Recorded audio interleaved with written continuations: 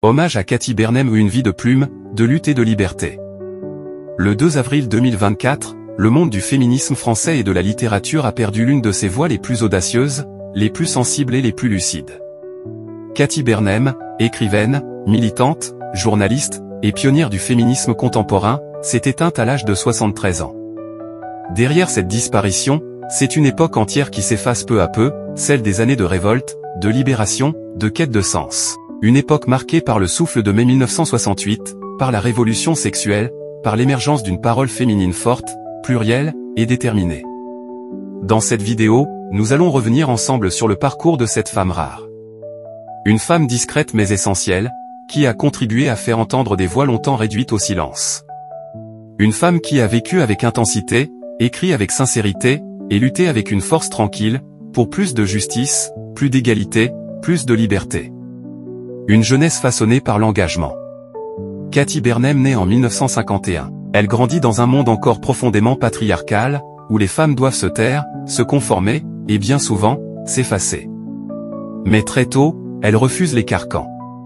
Elle est de cette génération de jeunes femmes qui veulent vivre autrement, aimer autrement, écrire autrement. Elle entre dans la vie adulte dans un contexte d'effervescence politique et sociale. Les années 70 battent leur plein, et les femmes, partout en France, commencent à se lever. Elles réclament le droit de disposer de leur corps, de leur destin, de leurs paroles. Et Katy Bernème est de celles qui prennent le micro, la plume, et les pancartes. Le féminisme comme nécessité vitale. Katy Bernème rejoint le MLF, le mouvement de libération des femmes qui, à cette époque, bouscule l'ordre établi. Elle n'est pas seulement spectatrice de cette révolution, elle en est l'actrice. Elle milite, elle écrit, elle parle, elle débat. Mais ce qui distingue Katy Bernème, c'est sa capacité à allier radicalité et nuance. Elle croit en un féminisme libre, joyeux, ouvert, mais aussi exigeant. Elle ne cède ni aux récupérations politiques ni aux simplifications médiatiques. Elle défend un féminisme incarné, vécu, traversé par les contradictions de la vie réelle.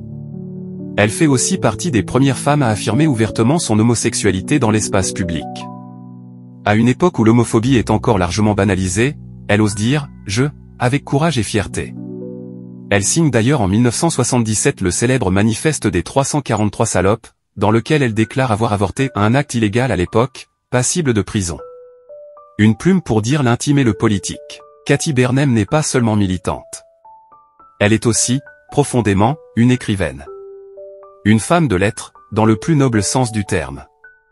Elle utilise la langue pour explorer l'âme humaine, pour raconter le corps, le désir, l'amour, mais aussi la révolte, la douleur, l'injustice. En 1985, elle publie Lettre à une amie, un texte intime et bouleversant, écrit pour Simone de Beauvoir, avec qui elle partagea une relation d'amitié intense et ambivalente. Ce livre n'est pas une biographie, ni un témoignage froid, c'est une lettre d'amour, de tendresse, de révolte aussi. Elle y dévoile une part de son histoire personnelle, mais aussi celle d'une génération de femmes qui ont trouvé dans les livres, et dans la lutte, une manière de se tenir debout. Ce livre reste aujourd'hui un texte majeur pour comprendre la complexité des relations entre femmes, la transmission intellectuelle, et l'impact de figures comme Simone de Beauvoir sur toute une génération. Une femme de l'ombre et de conviction. Contrairement à d'autres militantes de son époque, Katy Bernème n'a jamais cherché la lumière. Elle a refusé les postures, les discours creux, les postures de star du militantisme. Elle a préféré les marges, les chemins de traverse, les dialogues profonds. Elle a aussi été une voix critique au sein du féminisme, notamment face à certains excès ou récupérations. Elle a toujours rappelé l'importance du dialogue, du respect de la complexité, de la diversité des parcours. Pour elle, le féminisme ne devait pas devenir un dogme, mais rester un mouvement vivant, mouvant, humain. Elle a continué, jusqu'à la fin, d'écrire, de réfléchir, d'intervenir. Discrètement, mais avec constance. Un héritage vivant. La mort de Katy Bernème n'est pas seulement la perte d'une femme de lettres, d'une militante, d'une intellectuelle. C'est la disparition d'un regard, d'une conscience. D'une parole singulière, douce et forte à la fois, capable de parler d'amour et de révolution, d'intimité et d'histoire. Mais son œuvre demeure. Ses livres, ses articles, ses interventions dans les cercles féministes, sont là pour témoigner. Pour inspirer les nouvelles générations, pour rappeler que le combat continue, mais qu'il peut se faire avec douceur, avec tendresse, avec intelligence. Katy Bernème nous laisse une œuvre sensible, une trajectoire lumineuse, et une invitation à la vigilance. Dans un monde où les droits des femmes sont encore bafoués, remis en question, voire attaqués, sa voix résonne comme un rappel nécessaire, le féminisme n'est pas un mot du passé. C'est un chemin, une éthique, une manière d'être au monde. Merci, Cathy Bernhem, pour avoir ouvert la voie. Pour avoir écrit avec tant de vérité. Pour avoir aimé, rêvé, combattu.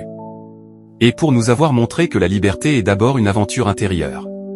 Si vous avez aimé ce contenu, n'oubliez pas de vous abonner à la chaîne et d'activer la cloche pour ne rien rater des prochaines actualités.